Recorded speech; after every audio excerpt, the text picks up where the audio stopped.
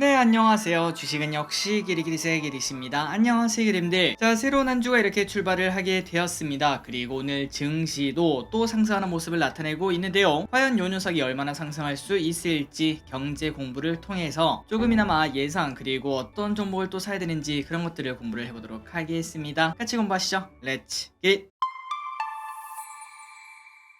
자, 요즘은 개인적으로 예전처럼 그때 한 2년 전, 3년 전이죠. 어느덧 시간이 많이 흘렀습니다. 그때처럼 증시가 열리기를 기다리는 저를 확인할 수 있는데 그만큼 증시가 꽤나 좋아지지 않았나 라는 증거라고 볼 수 있습니다. 하지만 물론 개인차가 있을 수는 있겠죠. 종목에 따라서 포트에 따라서 먼저 피는 꽃이 있는 것처럼 늦게 피는 꽃도 당연히 있을 거로 볼 수 있는데 혹시나 아직까지 조금 아쉬운 상황이라면은 예전에 주식이 좋을 때 우리가 가장 조심해야 되는 게 바로 포모 증후군이었죠. 남들 건 다 오르는 것 같은데 내 거만 안 올라 그런 생각이 드신다면 일단 가장 먼저 해야 되는 거는 내 주식을 팔고 그 주식을 사는 게 아니라 진짜 내 주식이 그렇게 인기가 없는 앤지 마치 내가 운영하는 내 사업 아이템처럼 그런 식으로 꼼꼼하게 분석을 해보는 게 먼저라는 거. 그리고 난 다음에 야, 이건 맞아, 이거는 맞다, 이거는 무조건 오를 수밖에 없다, 사람들의 관심이 몰릴 수밖에 없고 실적 성장이 당연하다, 그런 생각이라면은 단순히 그 꽃은 늦게 피는 꽃일 뿐 기름들의 투자가 절대 틀리지 않았다는 거 한 번 더 생각해보시면 좋을 것 같습니다. 그리고 그 반대로 지금 먼저 피는 꽃을 가지고 있다고 하더라도 방심하면 안 되겠죠. 빠르게 급등한 거는 또 빠르게 급나갈 수 있습니다. 어떤 주식을 그 다음에 살지 그리고 이 친구들은 언제 현금화를 할지 그런 것들도 고민을 해보시면 좋을 것 같습니다. 자, 처음부터 말이 좀 길었네요. 내용을 빠르게 보도록 하겠습니다. 오늘 코스피 2400 돌파. 일단 장중 코스피가 2400을 돌파하는 모습을 나타냈습니다. 최근 6개월 정도 동안 한 번, 두 번, 그리고 세 번째 돌파하는 걸 확인할 수 있는데요. 과연 이번에는 2550 이 라인을 뚫고 올라갈 수 있을지 관심 있게 보도록 하겠습니다. 그리고 오늘 강한 섹터는 어떤 게 있었나? 지금까지는 은행, 웹툰, 빅테크, 게임, 여행, 로봇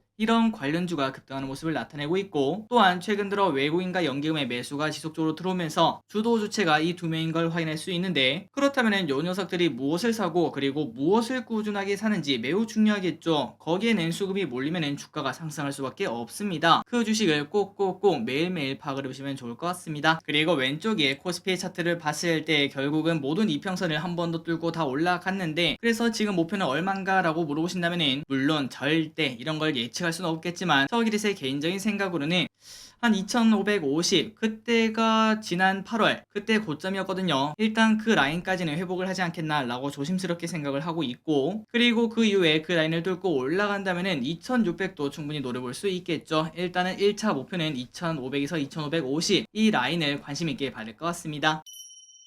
다음입니다. 이번 주부터 실적 시즌이 시작이 됩니다. 매우 중요하다고 볼 수 있겠죠. 사실 우리가 주식을 공부한 이유가 뭘까요? 맞습니다. 실적이 좋아지는 친구를 사서 주가 차익을 얻기 위해서인데, 하지만 우리가 또 주식 투자를 하다 보면은 다른 거에 신경을 많이 쓰죠. 금리가 어떻니, 그리고 뭐 대통령이 어떻니, 선거가 어떻니, 혹은 전쟁이 어떻니, 기후가 어떻니, 이러한 전체적인 뭐 거시적인 경제 이런 것들에게 눈이 뺏기는 걸 많이 확인할 수 있는데, 하지만 주식의 가장 기본적인 거는 결국은 실적이라고 말할 수 있습니다. 아무리 증시가 안 좋아도 실적 좋은 놈은 주가가 쭉쭉쭉 오를 수밖에 없고, 아무리 증시가 좋아도 실적이 나쁘면은 절대 주가가 상승하기는 매우 어렵다라는 걸 볼 수 있죠. 그렇기 때문에 여러분들 다른 것들 전부 다 공부하시는 것도 좋지만 일단 가장 중요한 거는 실적이라는 거 항상 잊지 마시기 바랍니다. 어쨌든 이제 실적 시즌이 시작이 되는데 일단 전망은 좋게 보인다고 합니다. 그 이유는 눈높이가 이미 낮아져 있기 때문인데요. 실적이 아쉽게 나오더라도 야, 경기 침체잖아, 이 정도면 뭐 선방했지 라는 이야기가 나올 것이며, 그 반면 조금만 좋게 나오더라도 야, 대박, 서프라이즈, 이거 경기 침체 안 오는 거 아니야? 라고 시장 참여자들이 충분히 외칠 수 있기 때문입니다. 그렇기 때문에 실적 시즌에 대해서 크게 걱정할 필요는 아직까지는 없을 것 같고, 다만 이번 주에 어떤 이벤트가 있나 봤더니 FOMC 위원 9명의 발언이 예정되어 있다고 합니다. 그런데 혹시나 여기서 이상한 소리가 나온다면은, 예를 들어 최근 들어 시장이 조금 반등했는데 여기에 대한 경계감을 좀 가지자, 혹은 인플레 감소가 요즘 나타나고 있는데 하지만 지금부터는 좀 더딜 수 있다, 이런 것들을 포함한 여러 이상한 소리가 나온다면 그때는 최근 분위기를 반납할 수 있기 때문에 내일부터 이러한 발언이 4일 연속 예정되어 있으니까 이 부분을 꼼꼼하게 봐야 될 것 같습니다. 하지만 결국 우리가 지금 예측할 수 있는 부분은 아니겠죠. 이 사람들이 뭐라고 할지는 모릅니다. 그렇기 때문에 우리는 그냥 어떤 주식이 실적이 좋을지, 더 중요한 거는 어떤 주식이 1년 뒤에 실적이 더 괴물로 변해 있을지 그 부분에만 집중하시면 될 것 같습니다. 다음입니다. 이 와중에 홍콩 수익률 1등, 1월이 이제 2주 정도 지난 한데 이 와중에 세계에서 가장 크게 오른 나라는 바로 홍콩이라고 합니다. 그런데 중요한 거는 아직도 상승 초입이다 이러한 평가가 많다고 하는데요. 아마도 홍콩 지수를 몇 번 보시는 분들이 알고 계실 거라고 생각합니다. 과거 1년 동안 엄청나게 하락을 했죠. 사실 1년도 아닙니다. 거의 2년 동안 하락을 하고 있는데 그 이유는 중국에서 빅테크 때리기를 시전을 하면서 홍콩 지수가 급락을 했었습니다. 하지만 이제는 회복하기 시작했다는 걸 우리가 차트에서도 확인할 수 있죠. 중국 규제 완화, 정책 기대감, 리오프닝 기대 이런 것들을 한 번에 누릴 수 있는 홍콩 그리고 중국 ETF 여러분들이 꼭 확인을 해보시면 좋을 것 같습니다. 참고로 삼성증권은 상반기에 최우선 투자할 나라로 홍콩을 꼽았다고 하니까 진짜로 그럴만한 나라인지 그리고 왼쪽에 보다시피 차트를 보시면은 아직도 이제 상승 초입이라고 볼 수 있습니다. 이 친구가 전 고점인 만원을 넘어서 12,000원,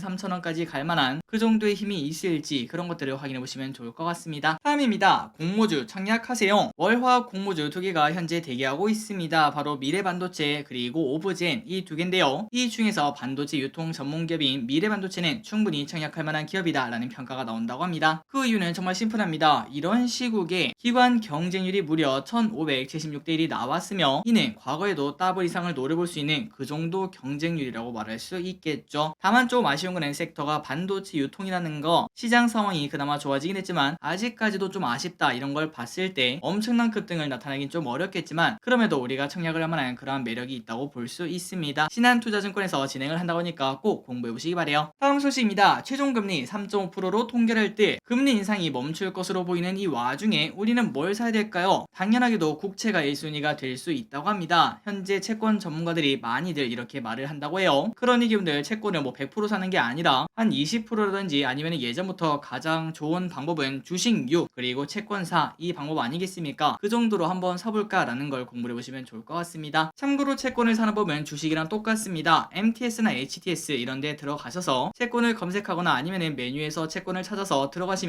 바로 원하는 게 있을 거예요. 그거를 그냥 주식과 똑같이 매수 매도를 하시면 됩니다. 참고로 정부가 발행하면 국채, 주식회사가 발행하면 회사채, 공공기관이 발행하면 특수채라고 하니까 이러한 명칭은 참고하시면 될 것 같고 다만 이 와중에 이제 또 우리는 야수 아니겠습니까?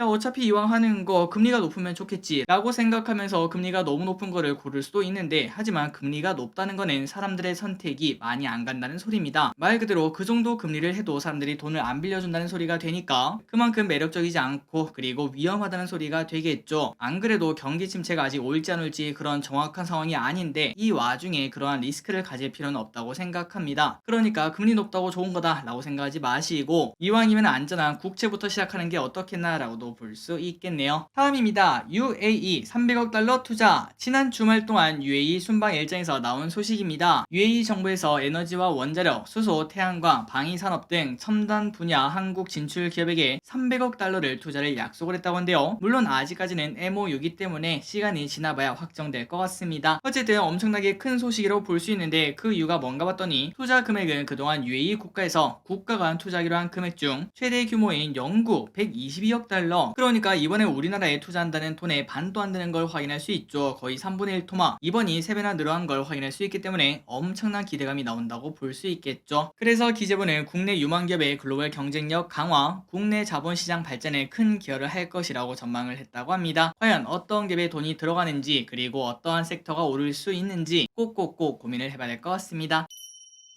다음입니다. 테슬라 최대 20% 인하. 지난 13일 테슬라가 대규모 가격 인하를 또 발표를 했다고 합니다. 모델 3, 모델 S, 모델 Y, 모델 X 이 네 가지 판매가를 최대 20%까지 인하를 했다고 한데요. 이 소식에 오늘 완성차 업계가 약세를 보이고 있습니다. 증시가 좋은데도 하락을 했죠. 그 이유가 뭘까요? 맞습니다. 어떻게 보면 일종의 치킨 게임이라고 말할 수 있겠죠. 테슬라의 가격 인하로 완성차 업체들의 인하 경쟁이 시작될 것이다. 이러한 우려가 나오고 있으며 하지만 이게 과연 치킨 게임이 맞나? 라는 이야기도 충분히 나오고 있습니다. 아직까지 전기차 시장이 초입이기 때문에 테슬라 가격을 하락시킨다고 하더라도 다른 선택지에 영향을 줄지는 아직까지는 미지수라고 합니다. 한편 이 와중에 가장 억울한 건 누굴까요? 맞습니다. 가격 인하 전에 테슬라를 구입한 소비자들이죠. 중고차 가격이 떨어질 수밖에 없다는 게 바로 예상이 가는데 그러다 보니까 소비자들의 불만은 엄청나게 커지고 있다고 합니다. 앞서 2년간 가격을 올리더니 이제는 인하한다는 방침에 아니 무슨 테슬라 차 가격이 시가도 아니고 테슬라가 아니라 회슬라다 이러한 얘기까지 얘기까지 하고 있다고 하죠. 그래서 이번 일로 테슬라에 대한 소비자 호감도가 하락하는 모습도 나타났다고 합니다. 개인적으로는 뭐 그런 거 아닐까 싶습니다. 어쨌든 테슬라는 고급차 느낌이 좀 있잖아요. 그러니까 애플 같은 그런 느낌인데, 그런데 다른 업체들이 뭐 할인을 한다고 하면은 괜찮지만 괜히 애플이 할인한다고 하면은 야 얼마나 상황이 안 좋은 거야, 저런 애플 또 할인을 하네, 이런 얘기가 나올 수밖에 없고, 소비자들도 고급스럽고 조금은 도도한 그러한 느낌을 원하고 있었는데, 하지만 이렇게 급격한 할인을 한다면은 조금은 이미지가 충분히 저렴해진다고도 말할 수 있습니다. 어쨌든 이 일이 테슬라 주가에는, 그리고 완성차 업계는, 2차전지 업계는 어떤 흐름이 나타날지 계속 보도록 할게요. 다음입니다. 카카오 게임즈. 개인적으로는 게임즈를 좋게 보고 있습니다. 일단 전 세계가 무대라는 점, 그게 마음에 들고, K 콘텐츠에는 게임도 포함이 되어 있겠죠. 이 와중에 유진투자증권은 다수의 라인업이 올해 출시될 예정이라며 목표 주가 5.3만원을 유지했습니다. 일단 카카오 게임즈의 주봉을 보시면 계속 하락을 했는데, 그 이유 중 하나는 바로 우마무스메였죠. 요 게임이 반응이 안 좋으면서 주가가 쭉쭉 하락했는데, 지금은 어떤가 봤더니 아직도 매우 아쉬운 성적을 내고 있다고 합니다. 하지만 그 와중에 오딘, 그 전에 대박을 냈던 게임이죠. 아직까지도 안정적인 실적을 내고 있으며, 늦게 나온 우마무스메보다 4배 정도 더 많이 벌고 있는 걸 확인할 수 있습니다. 그렇기 때문에 이제는 실적 안정감이 조금 생겼으며, 그리고 1분기 신작 3개, 에버소울, 아케이지워, 오딘 일본판 출시, 2분기에는 아레나, 3분기에는 가디스 더 에버솔 일본판 출시, 이러한 라인업이 예정이 되어 있기 때문에 아마도 추가적으로 실적이 좋아지지 않겠나라는 기대감이 나온다고 합니다. 과연 카카오 게임즈 오늘은 급등하고 있는데 이 상승 계속 이어나갈 수 있을지 계속 확인해 보도록 하겠습니다. 다음입니다. 황제주가 전멸했다. 한국 주식 중 한 주의 가격이 100만원이 넘는 주식을 우리는 황제주라고 말을 하는데요. 그런데 지금 시장에는 황제가 단 한 명도 없다고 합니다. 과거에는 대표적으로 삼성전자가 있었고 LG생건이 있었는데, 하지만 삼성전자는 액분을 했으며, 그리고 LG생건은 주가가 많이 하락했죠. 작년에 크게 하락했습니다. 그렇다면 지금 가장 가까운 녀석은 누가 황제가 될 바로 태자주라고 말할 수 있는가, 그걸 봤더니 삼성바이오로직스가 유일하게 80만원이 넘는 기업이라고 합니다. 그렇기 때문에 황제주를 달성할 가능성이 가장 높은 거는 삼박 아닐까라는 이야기가 나온다는 거겠죠. 참고로 과거에는 LG화학, 태광산업, NC소프트 요 친구들이 황제주 근처에서 놀긴 했었지만, 그런데 지금은 다시 또 다 쪼그라든 걸 확인할 수 있습니다. 그런데 증시가 좋아지면 요런 친구들 다시 또 상승할 수 있겠죠. 증시가 빠르게 회복해서 황제주도 1개, 2개, 3개, 4개, 5개 쭉쭉쭉 늘어났으면 좋겠습니다. 다음입니다. 실내 마스크 해제 임박. 내일 감염병 위기 대응 자문회 회의에서 실내 마스크 의무 조정 여기에 대한 회의가 이루어진다고 합니다. 최근 코로나 확산세가 줄어들고 있으며 실내 마스크 해제에 대한 기대감이 올라오고 있는데요. 다만 이 와중에 겨울철에 코로나가 다시 유행하면서 다시 마스크 착용을 권고하고 있는 국가들도 생기는 만큼 다양한 지표와 전문가들의 의견을 검토를 한다고 합니다. 마침 이번 주가 설 연휴죠. 그렇기 때문에 이번 주에 뭐 당장 풀지는 않을 거고, 혹시나 풀린다면은 설 연휴 다음부터, 그때부터 조정을 시행할 가능성이 현재 나온다고 합니다. 다음입니다. 에코프로비엠. 2차 전지에 대한 걱정이 아마 많으실 것 같습니다. 최근 들어 2차 전지 조금 크게 조정받기도 했고 추가 조정 가능성도 나오기 때문인데요. 이 와중에 NH투자증권은 에코프로비엠의 목표가를 15만원으로 내렸다고 합니다. 이게 가장 무섭죠. 지속적으로 목표가가 계단식으로 내려가는 거. 어쨌든 이렇게 하락한 이유가 뭔가, 일단 리튬 가격이 최근 들어 하락하고 있다고 합니다. 그러다 보니까 실적에 악영향을 줄 수 있다고 하는데요. 리튬 가격이 하락하면은 양극재 판가가 하락하니까 에코프로비엠의 실적도 나쁠 수 있다고 합니다. 그렇다면은 이 친구 어떻게 해야 되나, 아까 제가 실적을 한번 봤는데 일단 지금은 적정 가격이라고 말할 수 있고, 추가적으로 실적이 하향 조정이 되지 않는다면은 분명 지금은 매력적인 가격이라고 말을 할 수 있는데, 하지만 가장 무서운 건 그거겠죠. 아까 말했다시피 실적 전망이 혹시나 더 낮아지면 어떡하나, 매출은 찍혀도 영업이익률이 좀 낮아지면 어떡하나, 이러한 걱정이라고 볼 수 있는데, 일단은 시간이 지나봐야 조금 더 분명하게 알 수 있겠죠. 어쨌든 LG엔솔의 우리 사주가 다음 주에 풀린다고 하니까 그 이후에 LG엔솔의 흐름을 보고 그때부터 다른 2차 전지주를 어떻게 투자할지 한번 고민을 해봐야 될 것 같습니다.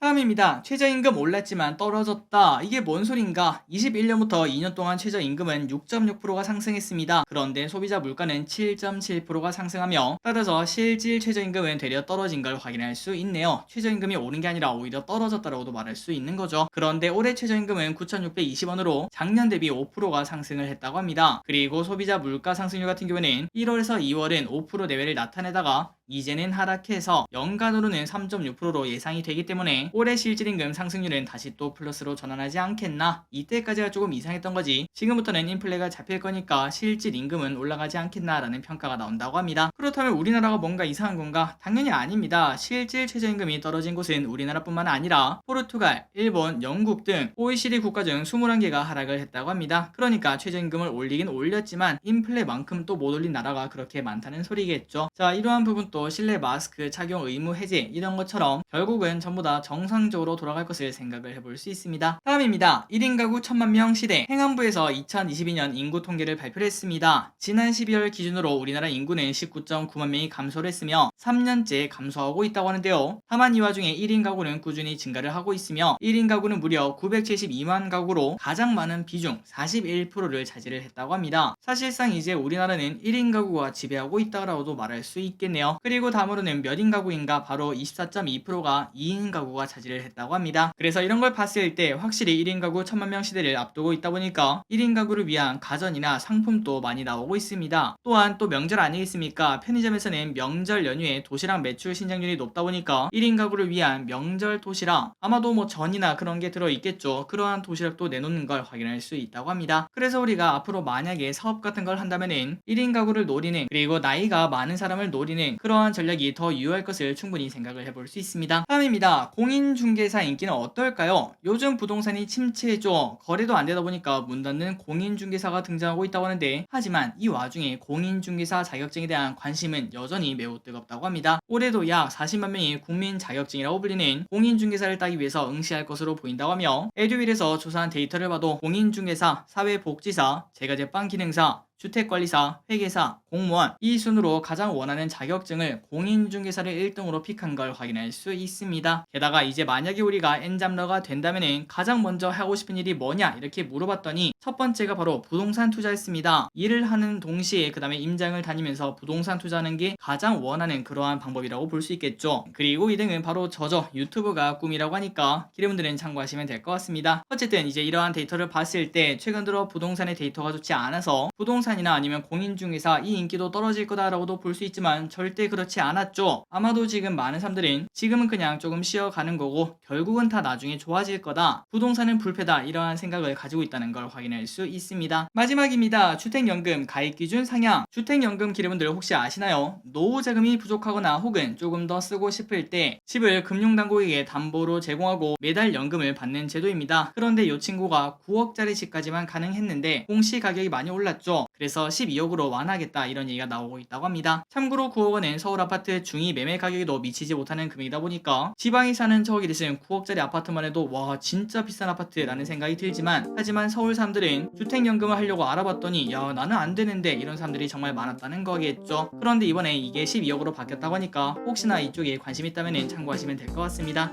오늘의 공부 여기까지 끝났습니다. 증시가 앞으로 쭉쭉쭉 더 올라가기를 진심으로 바랍니다. 지금까지 기리셨습니다. 빠이요.